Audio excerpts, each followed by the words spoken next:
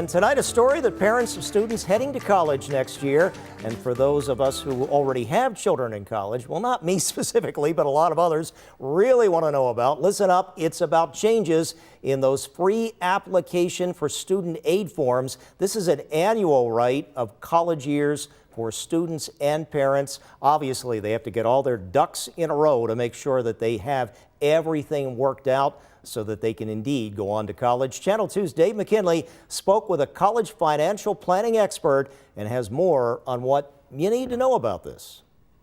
FAFSA is getting a facelift. First facelift in decades. The first change is the deadline to apply. Traditionally in October, it's now December, although locally based college financial planner Jeff Boron says it's still unclear when in December parents and students can start tackling this annual chore. It could be December 31st, could be December 1st. Other changes to the forms were enacted in the FAFSA Simplification Act, but here again, it's a little shorter, but I don't know about simpler. there are different terms and definitions to get used to, and anyone required to fill out part of a student's FAFSA, including a spouse, parent, or step-parent, must create their own FAFSA ID and password. So it looks like it's going to be a little cumbersome, maybe until we get used to it. The bigger thing here is some of the rule changes that have come in this year. One of particular note involves families where parents are separated or divorced. It used to be wherever the student spent the majority of their time was considered the parent that you use for the FAFSA. You use one of the two parents in a divorce.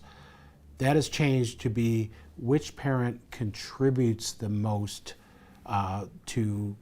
basically for that student's living expenses. Another change will affect families with more than one child in college. That used to be a big benefit because we used to take that same expected family contribution number and divide it by 2.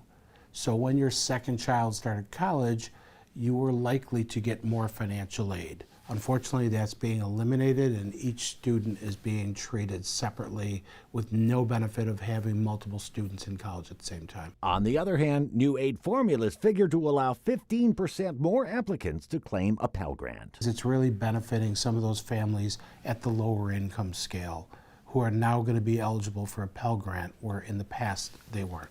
On your side, Dave McKinley, Channel 2 News.